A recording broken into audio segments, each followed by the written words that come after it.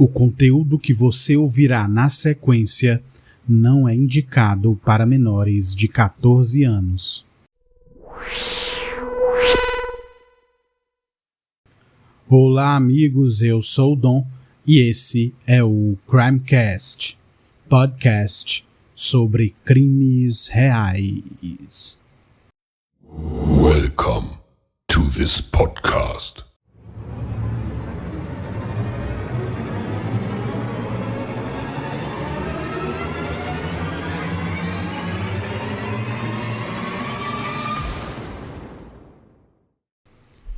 Se você está ouvindo o Crimecast pela primeira vez, eu te agradeço pelo play e seja muito bem-vindo aqui. A todos vocês que já me acompanham, o meu muito obrigado pela audiência e por continuarem a ouvir o nosso podcast. Nós vamos hoje para o episódio de número 57, aqui no Crimecast.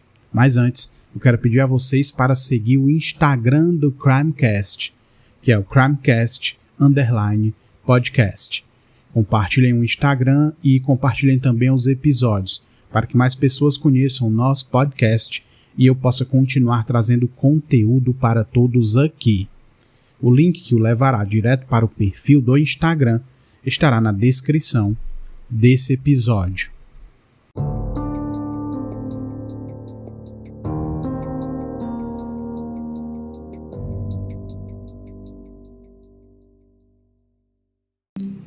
É isso, amigos, mais um episódio aqui no Crimecast.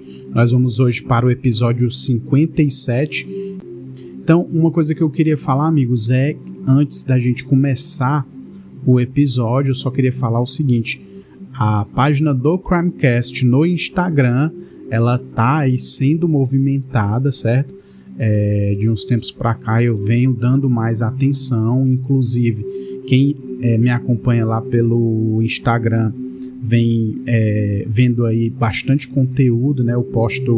Tenho postado alguns Reels, tenho postado Stories praticamente todo dia e venho também mostrando ali quando o episódio já está sendo editado. Então quem me acompanhar pelo o @Crimecast_podcast no Instagram vai ter uma noção ali do dia, né, quando eu for postar um novo episódio, né? Eu tenho bastante pessoas aí me ouvindo nas plataformas de áudio, né? Mas poucas pessoas me acompanham lá no Instagram. Então, só queria pedir isso aí, quem pudesse dar essa força aí, fazer esse favor de seguir o Instagram do Crimecast, seria muito bom para mim, tá? Então é isso, amigos, a gente vai para um episódio novo hoje, como eu falei para vocês, e é um caso bem interessante e é uma história que eu vou contar para vocês hoje, que é Crime Covarde, o caso da sorveteria de iogurte.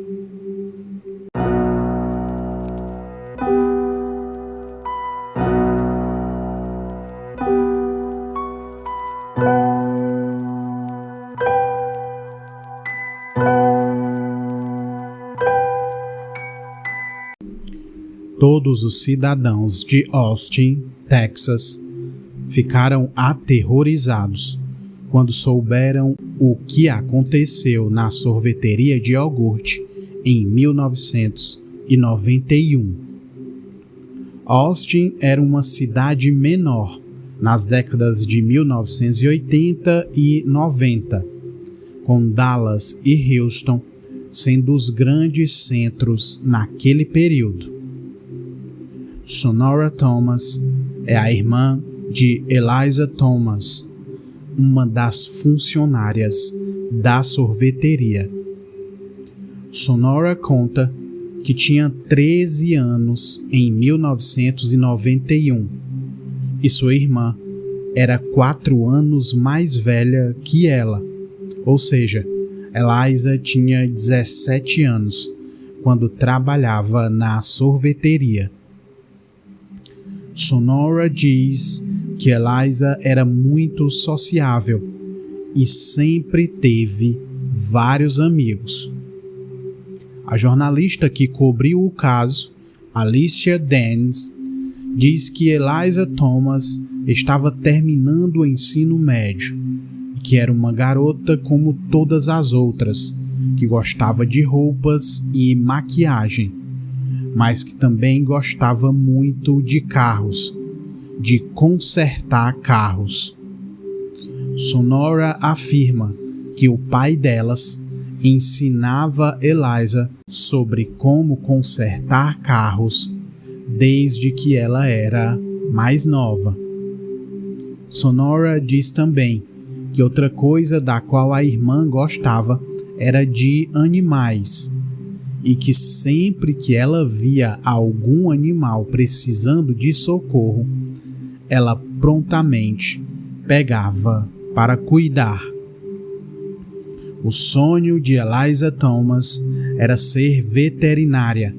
Então, após o segundo ano do ensino médio, ela se transferiu para o colégio Lanier High, se matriculando em um curso chamado Futuros Fazendeiros da América. Pouco tempo depois de entrar no colégio, Eliza conhece as irmãs Harbison e elas se tornam grandes amigas. As irmãs se chamavam Jennifer, de 17 anos, e Sarah, de 15 anos.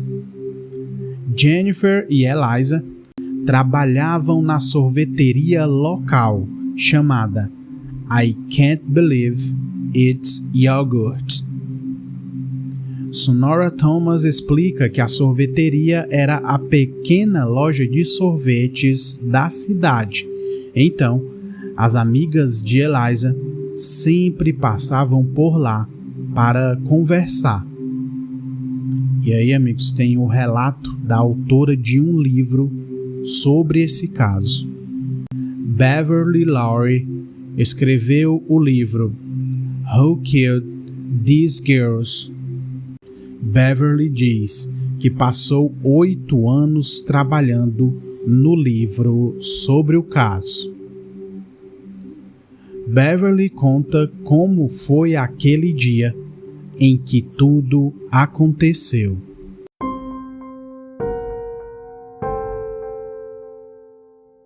Em 6 de dezembro de 1991, Eliza e Jennifer foram trabalhar no turno da noite, no que parecia ser apenas mais um expediente normal. Naquele dia, Sarah Harbison, irmã de Jennifer, perguntou à mãe se ela podia ir com a irmã. Sarah também pediu permissão para convidar sua melhor amiga, uma menina de apenas 13 anos, chamada Amy Ayers. Os pais das duas meninas deram permissão para que elas fossem até a sorveteria, e após o expediente, o plano de Jennifer era levar todas as garotas para uma festa do pijama em sua casa. Sonora Thomas conta que Eliza lhe telefonou, perguntando se ela queria ir também. Porém, Sonora não pôde ir, pois o pai delas era muito rígido e não a deixava sair de casa sem a permissão dele. Como ele não estava em casa no momento, Sonora não pôde ir. Naquela noite, por volta das 23h47, um policial de Austin que estava de patrulha passou pela sorveteria e percebeu que havia fogo no estabelecimento. O policial então comunica à central, que aciona os bombeiros. O bombeiro David DeVere foi um dos homens que atendeu ao chamado de incêndio naquela noite. David conta que ao chegar no local, ele avistou muita fumaça e percebeu que ela parecia sair dos fundos da sorveteria. David lembra que naquele momento não sabia ainda se tinha alguém dentro do local ou se estava vazio. Ao chegar na parte de trás, o bombeiro diz que estava completamente tomado pela fumaça, mas que não demorou muito para apagar o incêndio. David diz que o local estava muito quente, então não podia ficar em pé. Enquanto estava ajoelhado, seu tenente apontou para a frente de David. Ao olhar direito, David percebeu o corpo de uma garota no chão. O bombeiro diz que se aproximou e então conseguiu ver o corpo de mais uma garota, e olhando com mais cuidado, David viu a terceira garota, que, de acordo com ele, estava encoberta com o que parecia ser parte do teto que havia caído sobre o corpo. O bombeiro diz que aquilo deixou todos da equipe chocados quando perceberam que pessoas não tinham conseguido sair do local. Mas algo ainda pior foi descoberto por David. Havia marcas de tiro nos corpos, além do que todas as garotas estavam nuas. Ou seja, o que havia acontecido ali não se tratava de um acidente, se tratava de um crime. Então, amigos, vocês ouviram aí que a história começa com o que parecia, ser um incêndio. Na verdade, era um incêndio que havia acontecido ali no estabelecimento, e o policial viu, o policial de patrulha viu, achou estranho, e obviamente, sendo um incêndio, ele tinha que acionar ali a central para que os bombeiros fossem até o local, e chegando lá, eles perceberam, os próprios bombeiros, que não era só um incêndio, na verdade, tinha ocorrido um crime dentro da sorveteria. Após o local se tornar uma cena de crime, os investigadores assumem o caso. O detetive John Jones é o investigador encarregado dos crimes na sorveteria. John diz que foi até o local e, naquela noite, havia um repórter que o acompanhava. O investigador explica que o repórter já cobria uma série de homicídios no estado do Texas. A cena do crime tinha 3 corpos meio que amontoados, um por cima do outro, em um local, e a uns 3 ou 4 metros de distância, o quarto corpo estava caído em um outro compartimento da sorveteria. Jones conta que dava para perceber que o fogo tinha queimado as coxas e os braços das garotas, e que o fato de estarem nuas indicava que talvez elas tivessem sofrido agressão sexual. O detetive diz que ao sair dali, era preciso elucidar as coisas o mais rápido possível e tentar fazer isso nas primeiras 48 horas era de suma importância. Jones então pede auxílio ao Departamento de Segurança Pública do Texas para que a coleta de provas no local fosse agilizada. O detetive lembra que não foi encontrada nenhuma arma no local, porém, próximo a um ralo no chão, eles acharam um cartucho de uma bala de 9mm.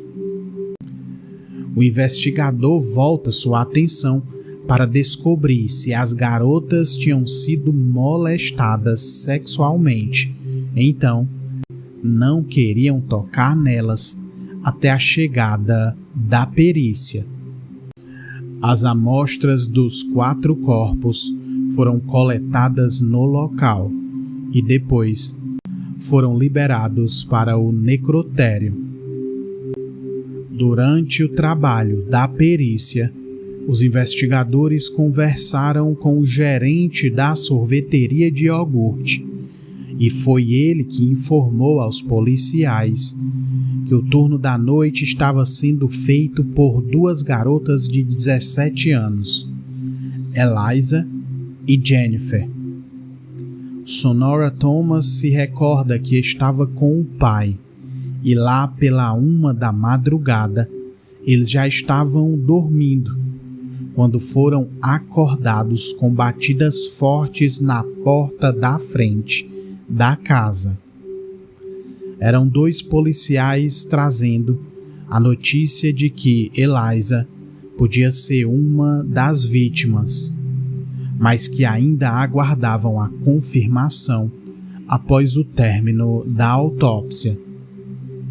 Sonora lembra que aquela notícia foi muito dura e uma coisa que ela não conseguia processar em sua cabeça e ficava imaginando que aquilo era um engano, que aquilo não poderia ser verdade. Após a inesperada notícia, um amigo leva os 2 para a casa da mãe de Eliza.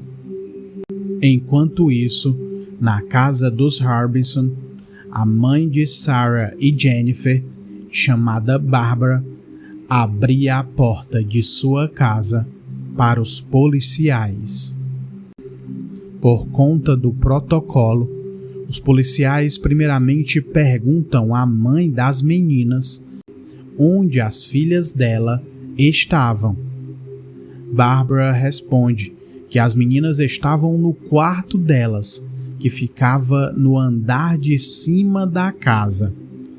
A mãe das meninas imaginava que Amy e Sarah estariam no quarto de Sarah e Jennifer estaria no dela. Somente após ir até os quartos das filhas, Barbara percebe que nem Amy e nem as filhas estavam em casa. A polícia então vai até a residência de Amy Ayers. Bob Ayers, pai de Amy, diz que ouviu alguém bater na porta por volta de 5h15 da manhã. E ao saírem, perceberam que era a polícia. Os policiais logo informaram sobre o incêndio na sorveteria de iogurte. Bob e Pen Ayers dizem que suas vidas mudaram para sempre naquela hora.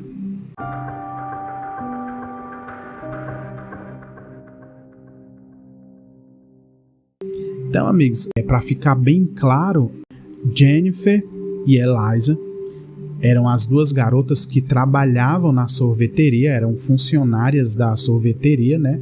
Ambas com 17 anos. E a Jennifer tinha uma irmã de 15 anos, chamada Sarah, e essa irmã da Jennifer chama uma amiguinha dela também, né? Que tinha só 13 anos, era a mais nova. Então, as 4 garotas, né? Os 4 corpos, ainda vai sair ali o resultado da autópsia, mas tudo leva a crer que são Eliza, Jennifer, Sarah e Amy Ayers. Então, aqui nesse momento, os pais são informados e recebem ali aquela trágica notícia, cada um na sua casa, recebe essa notícia pelos policiais. Jones e sua equipe passaram toda aquela noite investigando o ocorrido, tentando desvendar o que havia acontecido na sorveteria. Jones diz que sua primeira hipótese para o caso era que tivesse acontecido um assalto, pois constataram que havia sido levado do caixa um pouco mais do que $500. Os investigadores notaram também que havia material de limpeza por toda a sorveteria. Então, imaginaram um cenário em que talvez as garotas estivessem no final do expediente, quando provavelmente já estavam fechando o estabelecimento, e foi aí que foram abordadas. De acordo com as investigações, a polícia conclui que as jovens foram levadas para o depósito da loja e depois teriam sido obrigadas a tirar suas roupas. Após isso, as garotas foram forçadas a se ajoelhar e foram amarradas e amordaçadas com as próprias peças íntimas. Depois de amarradas, o criminoso rouba a sorveteria, mas não vai embora. E por algum motivo, segundo Jones, ele teria entrado em pânico, atirando nas meninas. Olha só, bicho, que loucura, né? Porque ali, o que é relatado, e naquela época, começo dos anos 90, né? Austin era uma cidade menor, é considerada uma cidade pequena, né? Então, não era aquela cidade badalada como Dallas e Houston, né, que eram os grandes centros, e aquele caso era muito chocante, né, porque as garotas meninas, né, ainda muito novas, 2 de 17 e a mais nova com 13 anos, serem mortas assim de forma covarde e brutal, né? Jones continua e diz que após atirar nas garotas, o criminoso então decidiu incendiar o local, presumindo que se livraria das provas. O detetive ainda explica que não foi usado um catalisador e o incêndio começou por conta de vários produtos de papel, como guardanapos, que estavam no depósito, bem ao lado dos corpos. Então, quando ele diz que não tinha um catalisador, é porque o incêndio ele não foi usado ali, né, para causar o incêndio, gasolina ou álcool, não foi usado isso, né? Era um local que tinha muito papel, então foi dessa forma que conseguiram colocar fogo ali naquele local. Enquanto a polícia analisava a cena do crime, o médico legista trabalhava na identificação oficial das vítimas. No dia seguinte ao crime, Sonora, irmã de Eliza, foi chamada na delegacia de polícia junto com seu pai, que teve que levar os registros da arcada dentária da garota. Após comparar os registros dentários, as vítimas foram oficialmente identificadas. Além de Eliza Thomas, as vítimas eram Jennifer e Sarah Harbison e Amy Ayers. Depois de identificar todas as vítimas, o Departamento de Segurança Pública também atestou que as garotas tinham sofrido agressão sexual. Foram encontrados múltiplos DNAs masculinos em várias das amostras coletadas, em Jennifer e Sarah Harbison e em Amy Ayers. Somente em Eliza Thomas não havia traços de DNA masculino. De acordo com Jones, o resultado indicava que havia pelo menos 2 criminosos envolvidos, mas como a tecnologia do DNA estava muito no início, os corpos tinham sido queimados e depois totalmente encharcados pela água, a única informação que o laboratório podia confirmar era que os traços de DNA eram de perfis masculinos.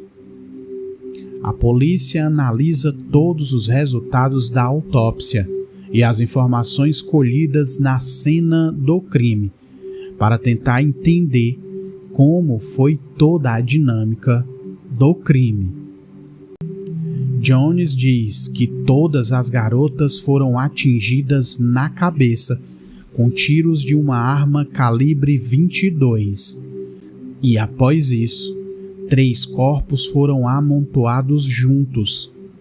Segundo a investigação, Amy Ayers escapou, se arrastando por uns 3 ou 4 metros, onde foi baleada pela segunda vez com uma arma de diferente calibre. Para os investigadores, todas as meninas morreram antes do incêndio começar.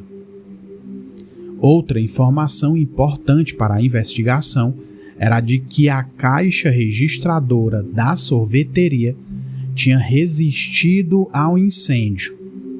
Ao ter acesso à fita que registrou as transações do caixa naquela noite, os policiais viram que a última movimentação do caixa ocorreu às 23h03. Jones e sua equipe então passam a trabalhar no intuito de descobrir quem teria sido o último cliente daquela noite. Os policiais pedem ajuda às emissoras de TV, solicitando que as pessoas que passaram na sorveteria no mesmo dia do crime se apresentassem. Várias pessoas atendem o chamado dos investigadores e a polícia entra em contato com todos que utilizaram cartão de crédito na noite em que o crime ocorreu, além de pessoas que se apresentaram dizendo que tinham feito pagamento em dinheiro. Jones explica que o primeiro passo foi pegar o depoimento de todos que se apresentaram. O detetive acredita que falou com todos, e aí surge a informação de que alguns caras desconhecidos foram vistos na sorveteria de iogurte que não estavam entre as testemunhas que se apresentaram. Então isso aqui, amigos, eles solicitam que as pessoas que estiveram na sorveteria, que fizeram compra no dia dentro da sorveteria, que se apresentassem. Muitas pessoas, praticamente todas, se apresentaram, mas tinha a informação desses 2 homens que as testemunhas disseram ter visto lá, mas esses caras não estavam entre as pessoas que se apresentaram espontaneamente, né? Um casal deu seu relato, afirmando que passaram na sorveteria mais ou menos às 22h45 para comprar sorvete. Eles dizem ter visto 2 homens na sorveteria naquele horário. Uma testemunha disse que havia 2 homens sentados atrás dela e informou que os homens estavam de capuz e conversando muito baixo. A testemunha ainda diz que, ao sair, os homens continuaram lá. Outro relato é o de uma cliente chamada Lucila, que disse que os rapazes pareciam ser adolescentes, eram brancos e teriam entre 1,70 m e 1,80 m. A testemunha ainda diz que os 2 vestiam casacos ou coletes com enchimento e estavam usando calça jeans e botas. Além disso, um dos 2 era magro e o outro não muito. Outra informação importante confirmada por várias das testemunhas foi a de que viram um homem latino dentro de um carro de cor clara, sentado no banco do motorista à toa, sem fazer nada. Algumas pessoas conseguiram fazer o retrato falado desse homem. Jones achou que aquela era uma ótima pista e passou a investigar. Então, amigos, aqui cabe eu dizer para vocês também que em nenhum momento é falado em câmeras de segurança, né? Não tinha, né? A gente presume que não tinha, porque não há nenhuma informação de que havia câmeras e tal. Aqui eles facilmente poderiam verificar ali quem foi as últimas pessoas que saíram, né? Quem saiu por último. Então não há essa informação, que provavelmente não tinha câmeras de segurança ali no local, que era uma sorveteria de iogurte que ficava num shopping. A sorveteria no dia deu muita gente, e naquele horário algumas pessoas comentaram para os investigadores sobre esses dois homens que estavam lá, e uma testemunha que diz que saiu por volta de 22h45, né? E quando ela saiu, esses dois caras ainda ficaram lá. Enquanto os investigadores buscavam mais informações que os levassem até os criminosos, uma cerimônia religiosa foi realizada em Austin para as 4 adolescentes vítimas daquele crime trágico.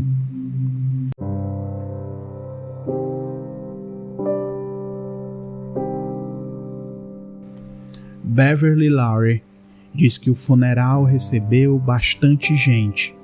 Cerca de 1.000 pessoas estavam presentes, de acordo com Beverly. Sonora lembra que havia muita gente realmente, pois a igreja estava completamente lotada e não havia mais lugares. Quem chegava depois tinha que acompanhar a cerimônia em pé. Após esta cerimônia, outra foi realizada na igreja em que M. Ayers e a família frequentavam. Beverly conta que a perda de M para a família foi enorme, pois M era a mais nova entre as garotas. Sonora explica que aquela triste circunstância era como uma experiência de estar fora do corpo, e diz que metade dela morreu quando recebeu a notícia de que sua irmã estava morta.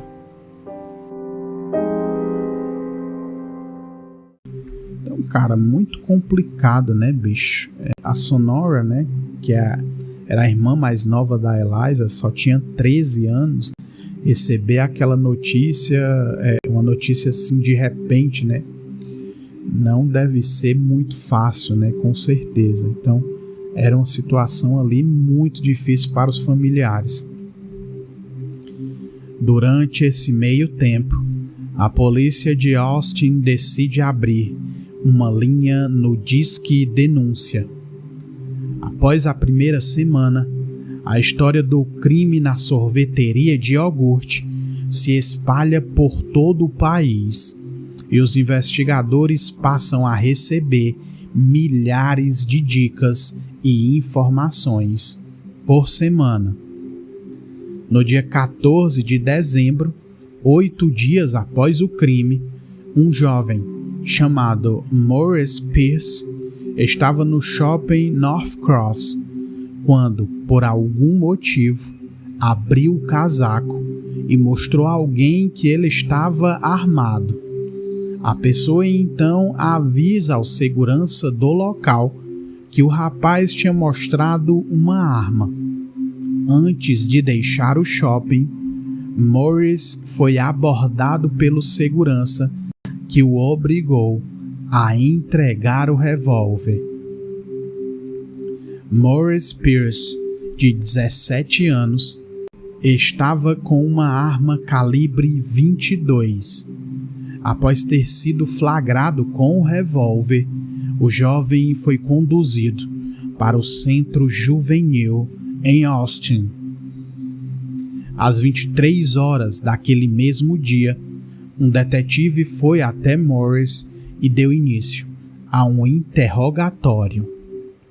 A polícia descobriu que o rapaz estava em um carro com 3 amigos na noite do dia 6, dia dos assassinatos. A polícia levanta os nomes dos 3 amigos: Forrest Wellborn, Robert Springsteen e Michael Scott. Dentre os 4 rapazes, 3 tinham 17 anos e estudavam no colégio McCallum, com Forrest Wellborn, que era o mais novo, de apenas 15 anos. Ou seja, os caras chegam, né? A polícia chega a esse cara que estava armado dentro de um outro shopping, mostrou a arma ali para alguém e a pessoa denunciou ele. Esse cara estava com uma arma calibre 22, vocês lembram? Que na autópsia dizia que os tiros eram de calibre 22, né? Então, eles têm a informação que esse cara estava com mais 3 amigos, justamente na noite do crime, né? Na noite que o crime ocorreu. Então, automaticamente, esses caras já se tornam ali suspeitos, né? E só caras novos, né? 3 com 17 anos e 1 com apenas 15 anos. Olha isso, cara. Durante o interrogatório, os investigadores conduzem a conversa para os crimes ocorridos na sorveteria, e o que Morris Pierce diz deixa todos em choque. Morris conta tudo e confessa que os 3 amigos estavam com ele naquela noite e que foram os 3 que roubaram e depois mataram as garotas e, após isso, tocaram fogo no local.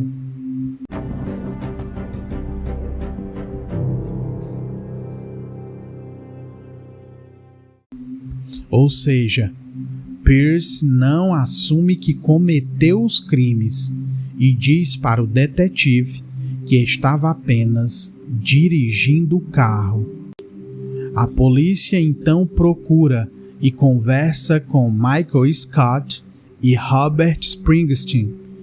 Os 2, porém, afirmam para os investigadores que não participaram do crime na sorveteria e contam que naquela sexta-feira à noite foram ao shopping e, quando chegaram, já tinham vários caminhões dos bombeiros no local. Os 2 rapazes ainda contam que em um determinado momento o próprio Morris foi num estacionamento ali perto e roubou um carro. E aí, após isso, os 4 saíram para fazer farra em San Antônio nesse carro roubado. A polícia já havia enviado a arma encontrada com Morris Pierce e aguardava os resultados dos exames de balística. Enquanto isso, os investigadores voltam sua atenção para Forrest Wellborn, o rapaz mais jovem dentre os 4. O detetive Jones tem a ideia de colocar uma escuta em Pierce e ele vai ao encontro de Wellborn com o intuito de fazer o amigo falar sobre o crime. Morris Pierce marca um encontro com Forrest em uma lavanderia. Pierce conduz a conversa na tentativa de fazer o amigo falar sobre o que aconteceu naquela noite. Porém, o jovem de 15 anos dava claros indícios de que não sabia do que Pierce estava falando. Wellborn tentou seguir conversando, mas não fala nada que o comprometesse ou que demonstrasse que ele havia participado do assassinato das garotas. Ao ouvir a conversa, os investigadores percebem claramente que Forrest não tinha nada a ver com o crime. Então, bicho, olha só. Esse Morris, ele diz que os caras estavam envolvidos, mas diz que ele mesmo não estava, que ele era só o motorista. E os caras negam tudo, né? Quando a polícia vai interrogar os caras negam tudo. A polícia ainda coloca uma escuta, né, no Pierce ali para servir de isca. Mas o cara simplesmente dá sinais de que não sabe do que o Pierce está falando. E a polícia também fica com essa nítida impressão de que o Forrest Wellborn não sabia do que ele estava falando. Tudo que o Pierce tinha falado, vão acontecendo ali outras coisas mostrando o contrário, né? O resultado do DNA colhido anteriormente na autópsia estava incompleto. Por esse motivo, a polícia não podia comparar com o DNA dos garotos. Diante dessa circunstância e sem nenhuma prova concreta, a informação de Pierce não era confiável sobre os 3 amigos terem participado do crime. Foi quando uma nova prova foi fornecida, vindo de uma das testemunhas. A testemunha de nome Lucilla, a mulher que havia repassado uma descrição detalhada de 2 jovens que estariam sentados numa mesa na sorveteria naquela noite, reconheceu um dos acusados em uma folha fornecida pelos investigadores. O papel tinha fotos de 6 rapazes diferentes. O jovem reconhecido pela mulher era o próprio Morris Pierce. A polícia então aguarda pelo teste de balística feito na arma apreendida com Pierce. Porém, os resultados não são o que os investigadores esperavam. De acordo com o laboratório, o revólver calibre 22 encontrado com o rapaz não poderia ser ligado à cena do crime na sorveteria. O perito explicou que tanto a munição como a arma de Pierce eram novos, enquanto que as balas extraídas dos corpos das garotas davam um claro indício de terem sido disparadas por um revólver que parecia ser velho. Com todas essas informações, o detetive Jones diz que só tinham o depoimento de Morris e que isso não era o suficiente para fazer uma acusação formal, ou seja, tudo aquilo acabou dando em nada. O caso fica praticamente sem respostas por quase um ano. E aí, no outono de 1992, uma informação nova chegou do Departamento de Polícia de Austin. A informação dizia respeito ao retrato falado do homem que estaria sentado no carro, parado em frente à sorveteria na noite do crime. Investigadores de crimes sexuais da polícia de Austin compartilharam com o detetive Jones que eles tinham um retrato falado de um homem que parecia muito com o retrato falado do homem no carro na noite dos crimes de 6 de dezembro. Os policiais do setor de crimes sexuais indicam que a foto é de um homem chamado Alberto Cortez. Cortez era suspeito de agressão sexual qualificada e foi preso no México. Enquanto estava preso, Alberto Cortez confessou às autoridades mexicanas que ele era o responsável pelas mortes na sorveteria de iogurte em Austin.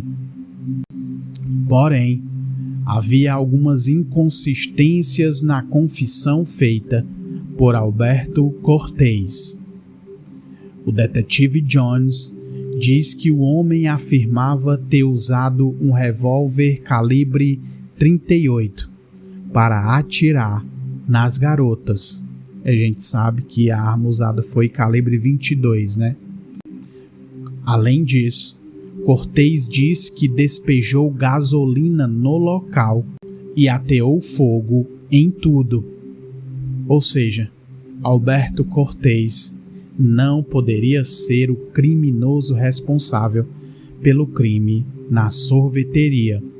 Aqui, amigos, é por conta, né, do calibre. O calibre, como eu disse a vocês, foi calibre 22 e o incêndio não teve catalisador, né? Os investigadores constataram logo isso, ou seja, não foi usado gasolina, não foi usado álcool, não foi usado nada.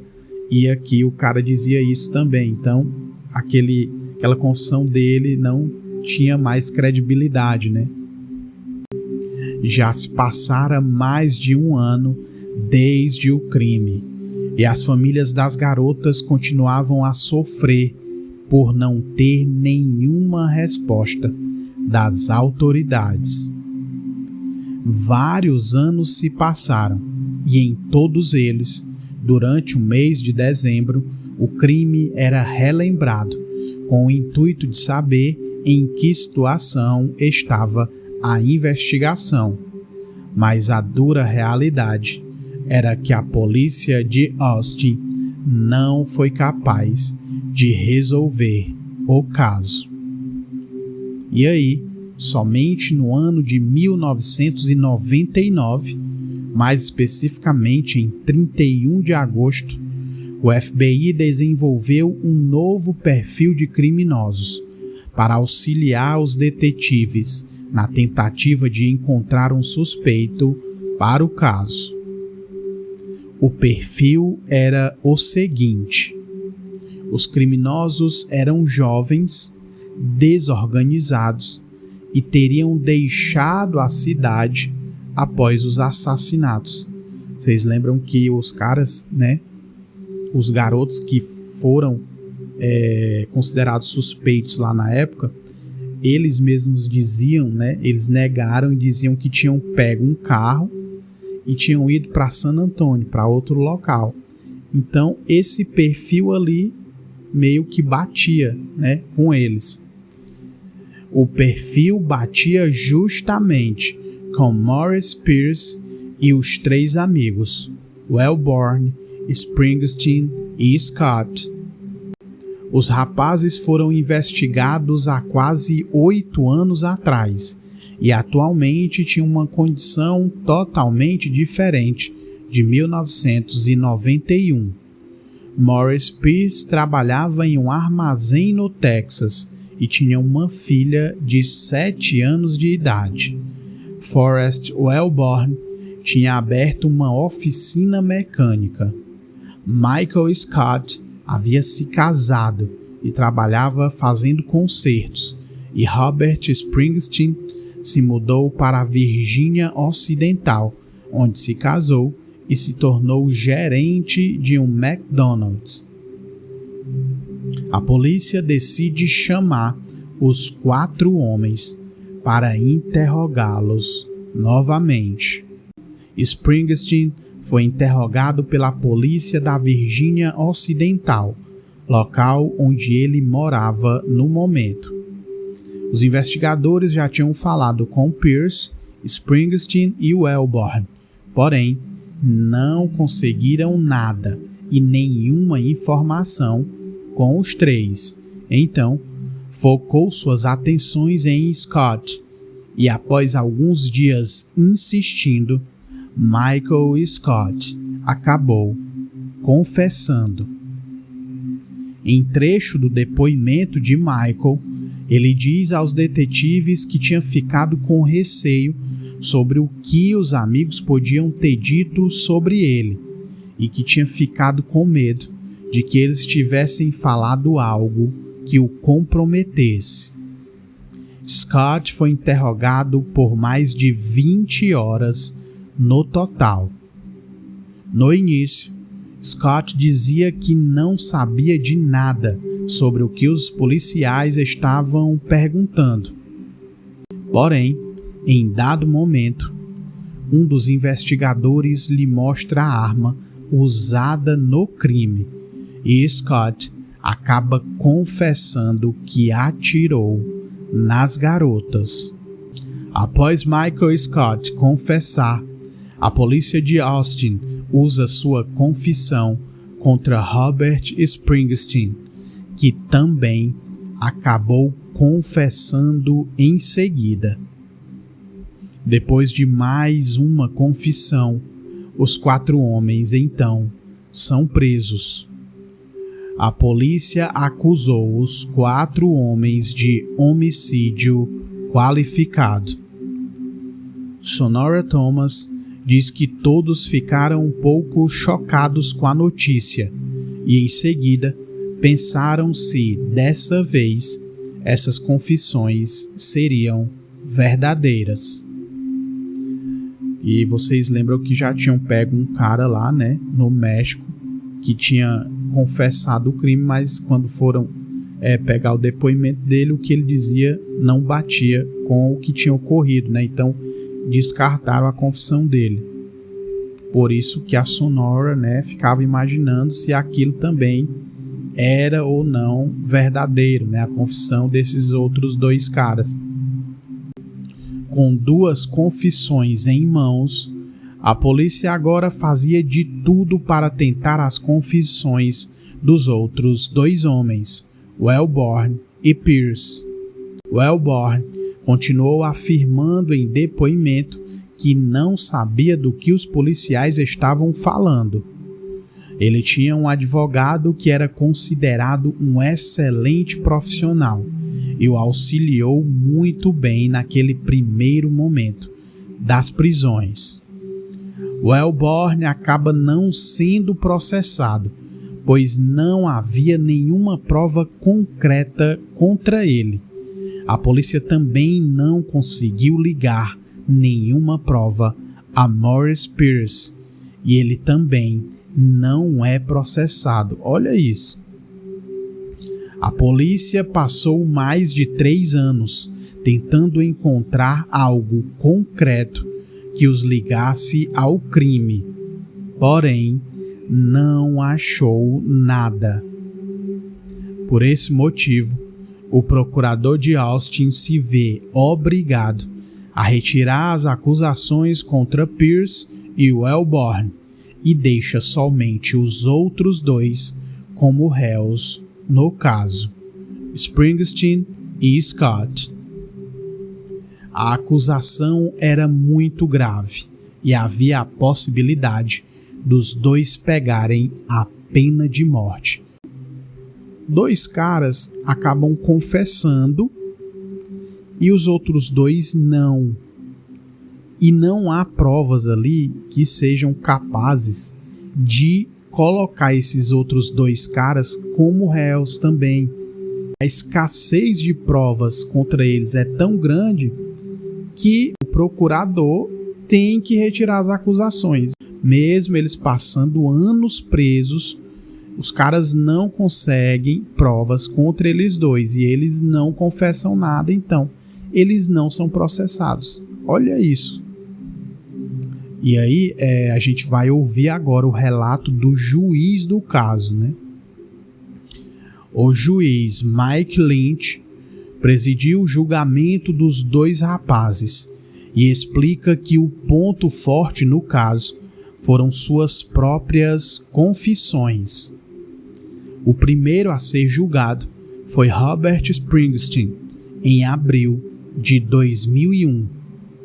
Durante a audiência, Robert volta atrás em sua confissão e acusa os detetives de o terem coagido. Olha isso, bicho. Robert diz que foi coagido para que a confissão fosse obtida e passa a negar que tenha cometido qualquer crime. O juiz Mike Lynch explica que a defesa entrou com um pedido alegando que a confissão de Springsteen foi obtida por meio de coação, ou seja, era uma confissão falsa que não deveria ser admitida. Porém, o juiz diz que não era sua função determinar se a afirmação do réu era falsa ou verdadeira e que isso só caberia ao júri. Mike Lynch diz que, em sua visão, o depoimento do réu era admissível. Durante a audiência de Springsteen, o júri não acreditou que ele fosse culpado, segundo seu advogado, até que eles tiveram acesso ao testemunho de Michael Scott. O advogado de Springsteen acredita que foi a partir daí que a decisão do júri foi tomada. O advogado se refere ao trecho em que Springsteen manda Scott atirar nas garotas. Scott afirmou em depoimento para os detetives que o amigo lhe deu essa ordem. Scott ainda disse que Springsteen também falou o seguinte, abre aspas, atira ou você é o próximo, fecha aspas. Olha só esse depoimento, mano. Robert Springsteen é considerado culpado ao final da audiência e recebe a pena de morte.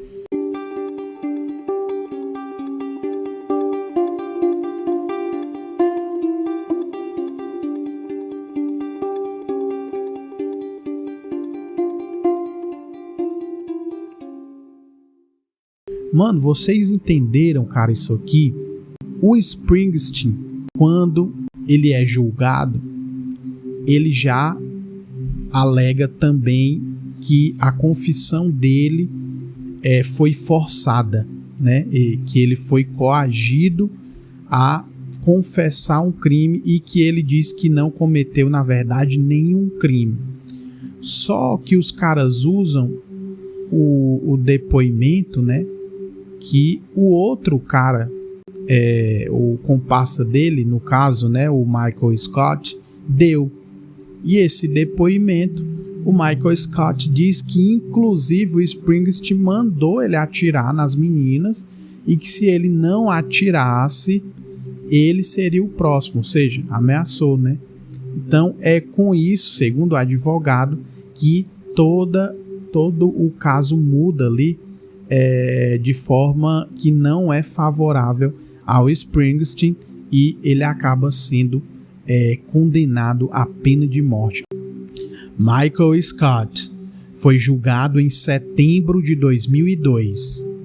Da mesma forma que o amigo, Scott alegou que sua confissão também foi obtida por meio de coação. No caso de Scott, ele foi interrogado em 1999 e seu interrogatório durou 5 dias. A parte principal daquele interrogatório foi o primeiro dia. A defesa afirma que os investigadores usaram uma técnica chamada técnica Reid. Reid é R-E-I-D, técnica Reid. O método Reid consiste em manipulação, persuasão, coerção, pressão psicológica, etc., com o único fim de obter uma confissão, não importando se ela é verdadeira. Olha a acusação que os caras fazem, os advogados do Michael Scott. Ele também diz, né, que a confissão dele foi forçada, e depois a gente pode vou até ver algum episódio que tem aí essa questão da técnica Reed, né, que é uma técnica ali utilizada por investigadores que meio que induzem o cara a confessar um crime que às vezes a pessoa não cometeu.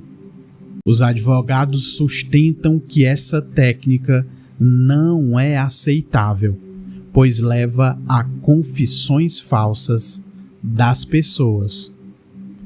Um trecho da gravação do interrogatório de Scott mostra os investigadores o pressionando o tempo todo e, em seguida, dando a entender que aquilo só vai acabar quando ele confessar o crime.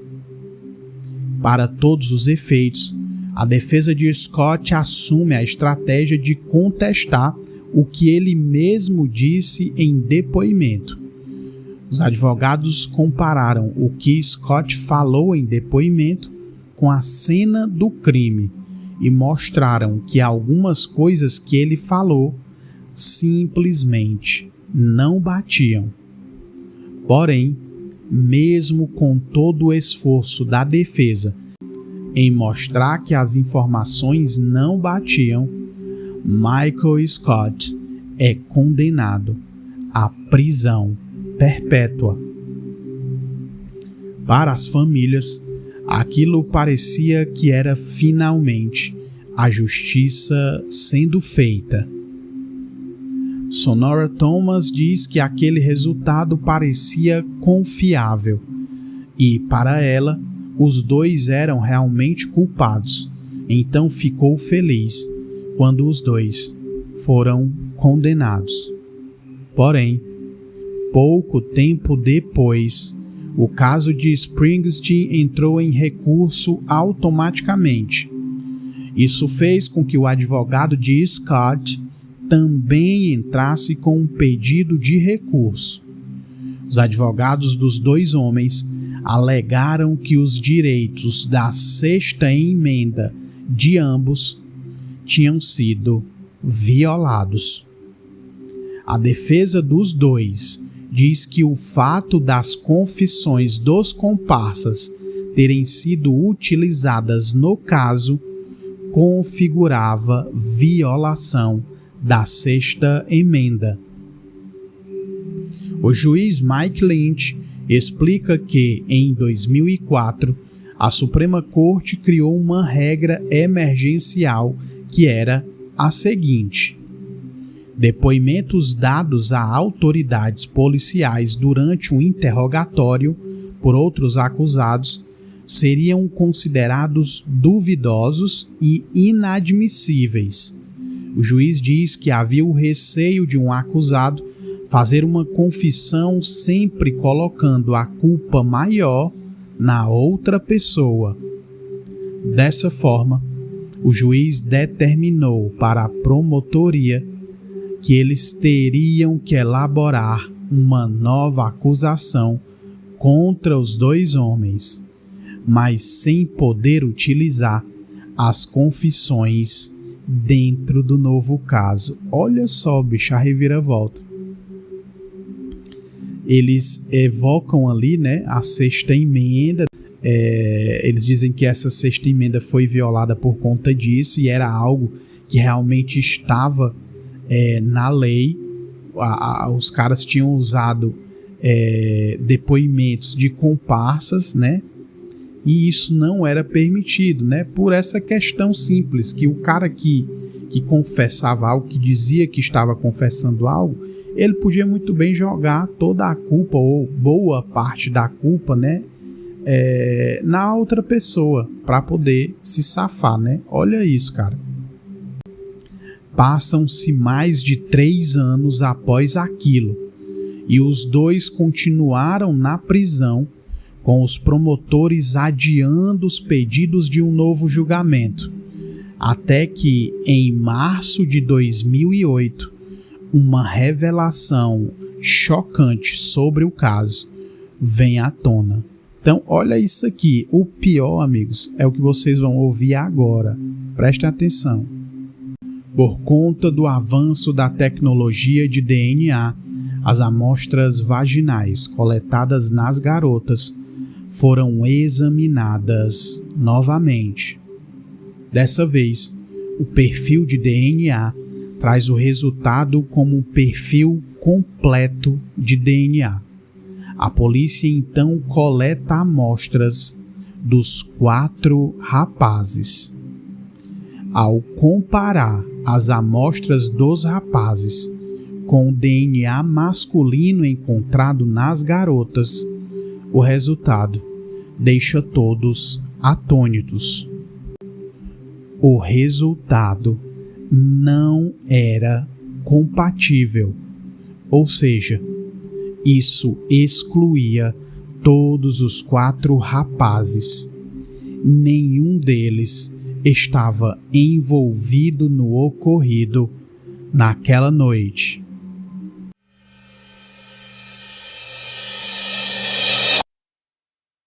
Mano do céu, olha isso, cara.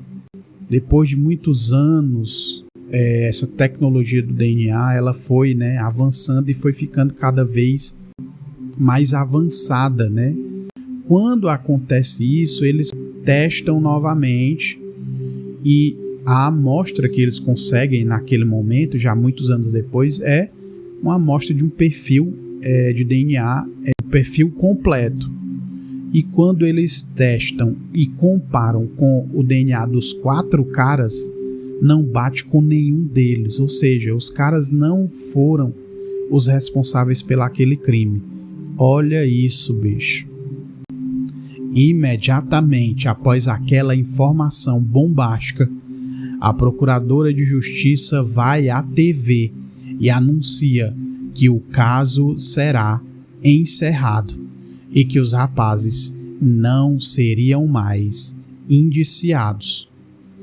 Aquela notícia deixa os familiares das vítimas perplexos e frustrados, pois aquilo mostrava que os verdadeiros culpados estavam soltos e não tinham sido punidos.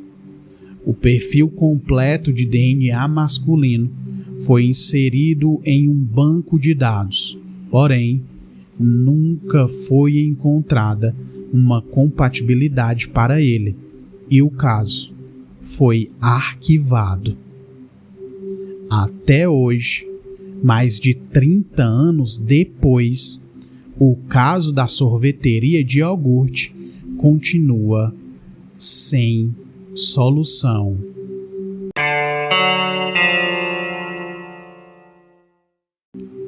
É isso, amigos, mais um episódio, mais uma história incrível, cara? Bizarro como que os caras não eram os envolvidos, E a polícia nunca conseguiu resolver esse caso, bicho. Já tem mais de 30 anos aí, Foi no final de 91. Olha só, bicho, a importância, da tecnologia de DNA, porque os caras eram inocentes, bicho? É incrível, esse caso realmente me deixou assim, é algo totalmente inesperado, bicho? É isso, eu vou ficar por aqui e em alguns dias eu volto com mais um episódio aqui no Crimecast. Sigam o Crimecast lá no Instagram e me acompanhem por lá, que vocês vão ficar muito mais inteirados aí do que eu vier postando e de quando for sair ali o novo episódio, tá? É isso, amigos, até daqui a alguns dias no próximo episódio aqui no Crimecast.